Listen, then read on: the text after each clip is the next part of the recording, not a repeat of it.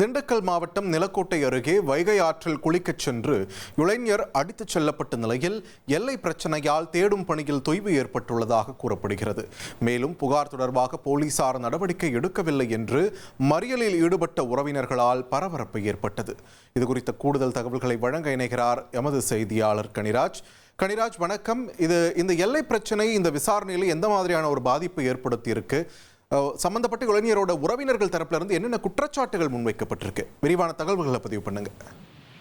வணக்கம். திண்டுக்கல் மாவட்டம் வத்தலக்குண்டு அருகே பூசாரிப்பட்டியை சேர்ந்தவர் போஸ். இவரது மகன் ராஜ்குமார், வயது 32.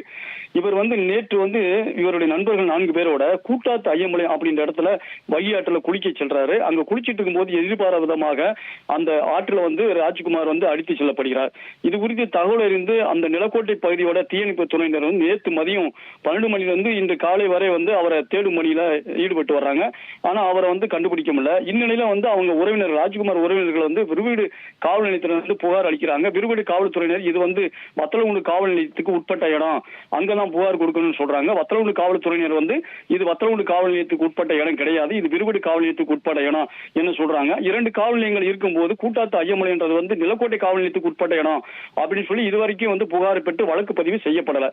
இதனை கண்டிச்சு இதனால அவரை தேடும் பணியில தொய்வு ஏற்பட்டிருக்கு. தீயணைப்பு துறையினர் வழக்கு பதிவு செய்யாதனால தேடும் பணியில காலதாமதப்படுத்தி வர்றாங்க. இதனை கண்டிச்சு அவருடைய ராஜ்குமார் உறவினர்கள் விருவீடு வத்தலகுண்டு சாலை செக்காப்பட்டி என்ற இடத்துல திடீர் சாலை மறியல் போராட்டத்தில் ஈடுபட்டாங்க. இவர்களிடம் விருவீடு காவல்துறை பேச்சுவார்த்தை நடத்தி வர்றாங்க.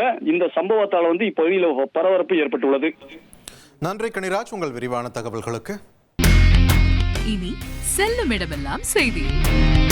தந்தை டிவியின் வாட்ஸ்அப் சேனலை ஃபாலோ பண்ணினா செல்ல இருக்கும் இடமெல்லாம் செய்தி. இதோ QR கோட் இப்பவே ஸ்கேன் பண்ணுங்க, ஃபாலோ பண்ணுங்க.